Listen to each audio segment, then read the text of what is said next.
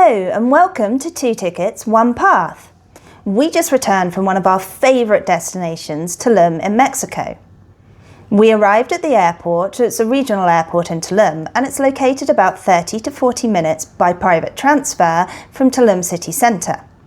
Now, we took a private transfer that we'd pre-booked, and it was $68 one way and literally double for a return trip. But do be aware if you book a private transport that the prices can vary online, so make sure you shop around. It is also possible to take the new Mayan train, but do realise that trains are infrequent at the moment and may not match up with your arrival time. You can also get a bus, which costs approximately $11. And of course you can always hire a taxi directly when you arrive at the airport, but do be aware that this may be the much more costlier option if you don't negotiate first. We selected an area called La Veleta, and when we arrived, we found a neighbourhood that I would describe as in a transition phase. There seemed to be a lot of development, and we saw multiple hotel buildings being constructed, with some really interesting architecture and a quite modern feel that's still in keeping with the slightly jungly nature of the area.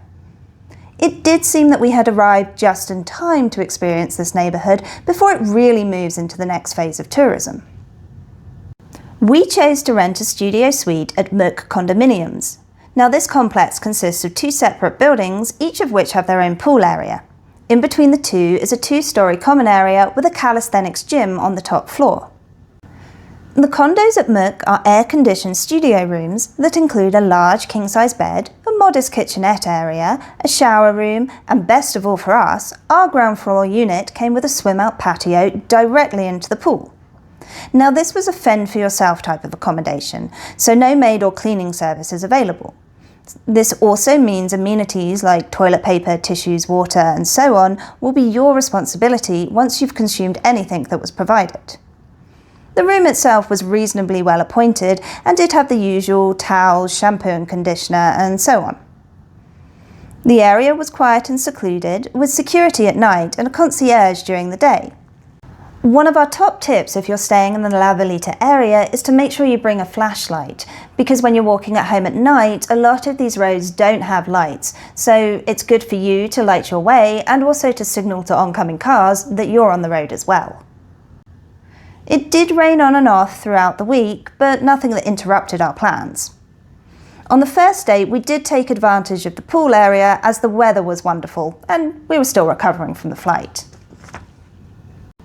The room came equipped with a safe in the closet as well as a hairdryer, and the king-size bed and the pillows were both comfortable and we slept great all week.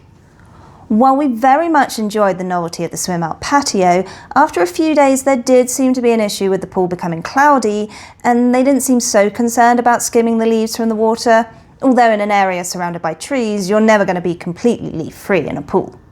On our second to last day, they did have a service company on site, so we're guessing there was some kind of issue with the pool, and they managed to clean it up by the end of the day. The rest of the complex was kept in absolutely pristine condition. As being quiet and safe, the immediate neighbourhood was equipped with 2 mini markets that were just a few minutes walk from Mook condos, though do be aware you will pay slightly higher prices at mini markets such as this for the convenience. These mini markets were sufficient for us to buy water, snacks, beers and some kitchen staples. I was actually quite surprised with the larger one that it did actually have a really good variety of different products to taste, and you could find most of your favourite treats. We wandered to a roadside restaurant called El Fandango, serving tayudas, which we'd never heard of before.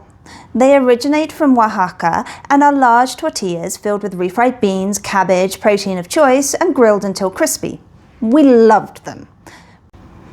We did have a lot of fun with the server trying to teach us how to say tayuda. Taluda? Tayuda? I'm still not quite sure. We finished the night at La Consentida Rooftop Lounge. The openness of the patio bar gave way to a view of the town at sunset, and the open-air bar provided a welcome breeze. It is worth noting that if you do choose to dine at La Consentida, you will have access to the rooftop pools. With the temperature around 28 degrees and the sun out, we spent our second day lounging around the pool. As the sun was going down, we walked into downtown Tulum to find Succulenta, where we would dine on vegan tamales. This was an exciting dining experience for us, as I'd never had vegan tamales before. Usually they always seem to contain meat, and they did not disappoint. It's just another example of how the variety of vegan and vegetarian options were plentiful in Tulum.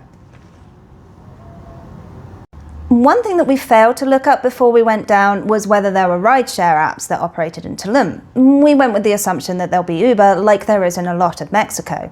However, this is not the case in Tulum. They actually don't have any rideshare apps at all, so you just use the local taxi service. This is one point that we haven't done for a while, so we forgot the cardinal rule, which is always negotiate the fare before you get in. 350 pesos later, I don't think we forgot the rule for the rest of the trip. We had overdone it a little bit in the sun on our first couple of days, so we took a day to recuperate and just rested in the room, enjoyed the AC and the pool. When we felt up to dinner, we returned to La Consentida to try their menu. Rob enjoyed the thin crust Italian pizza, which was just as good when we finished off the leftovers at home. I had the ceviche. This is my favourite seafood dish, and I didn't have to look hard to find the fish here, as it was loaded throughout and the flavours complemented each other perfectly. We found ourselves wandering the streets of La Veleta randomly throughout the week, as the neighbourhood is quite sprawling with lots of side streets and a natural vibe. You'll find everything from fine dining to day spas to handmade jewellery. There is some really nice jewellery, but do be aware it is also some very nice pricing as well. We decided upon a collection of 3 restaurants for dinner. El Porch served a meat eater's menu, La Cobardecita vegetarian, and the corner provided the drinks. Rob enjoyed the vegan jackfruit burger and fries from La Cobardecita, while I opted for more traditional chicken tacos from El Porch. We both enjoyed the 2-for-1 mezcalitas. Both price and quality hit the mark here. We ended our evening there, as the next day we had booked to dive Cenote dos Ojos, something we've been wanting to do for years. We arrived at La Calypso dive shop at 8:30 in the morning, geared up, and we hit the road to Dos Ojos. We opted to do 2 dives, the first one being a Class 1 dive called the Barbie Line, and the second a Class 2 dive called the Bat Cave. As we'd never done a cavern dive before, we found La Calypso dive shop to be the most reasonably priced, as well as very experienced and highly safety aware, a very important point. They insisted that we had completed at least 5 dives, with the most recent dive having been completed within the last 12 months. We tend to think of ourselves as vacation divers, in that we only really dive when travelling. We're guides that hold our hands and take on as much responsibility for us as possible. With La Calypso, we did set up our own equipment, which the guide did double check for us and offered help along the way, which was highly appreciated.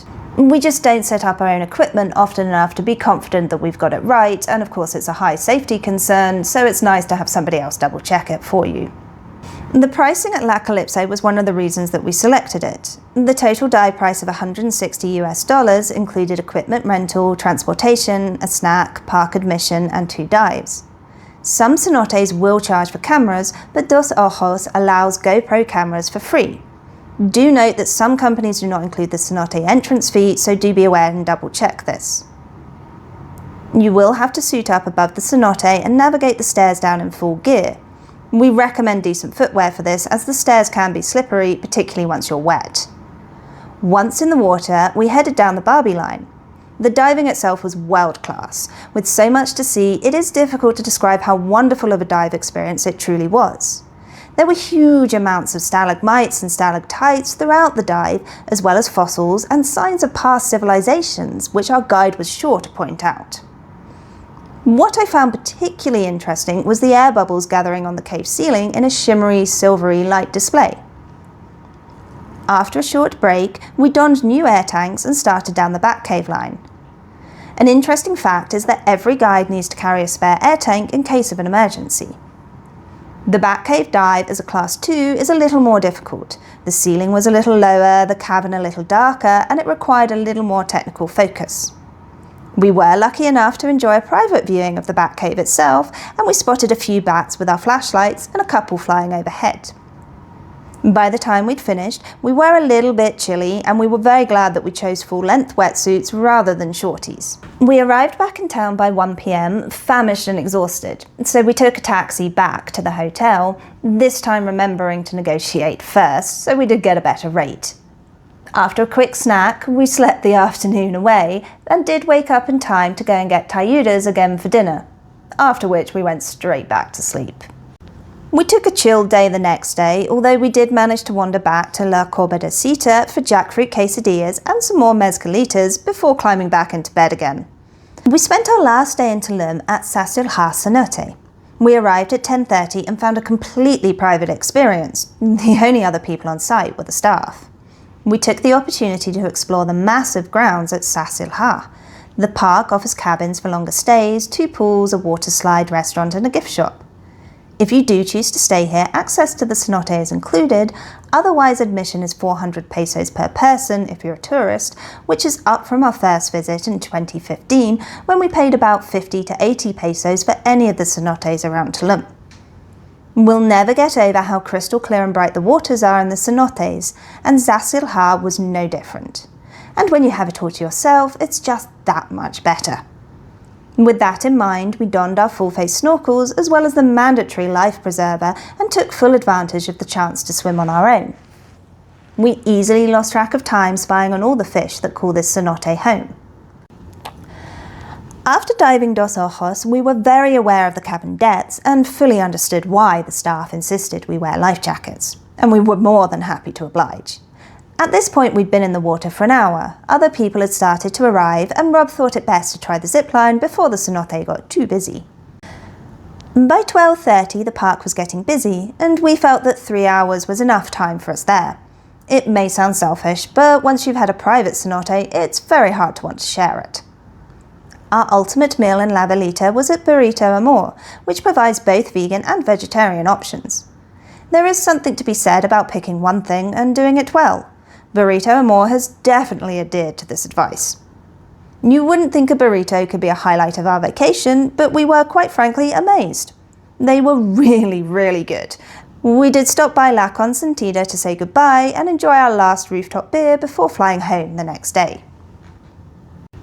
It is still possible to find these areas that have more of a backpacker, beachy, chill vibe to them. You just have to look a little bit outside the centre. And you have to bear in mind that it's going to be a slightly higher price point than it has been in the past. So just come prepared to pay a little bit more, know where you're staying and how you're going to get around, and plan accordingly. We chose to rent a studio at a location called Muk Condominiums. Hit that like button and subscribe. Called Muk Condominiums. The place we stayed was called Muk Condominium. Apartments. It's apartments. Condominiums. Condominiums. Condos. Condos. Condos. You can do that. Condominiums. Is that right? Condominiums? Yeah. Condominiums. Muk Condominiums.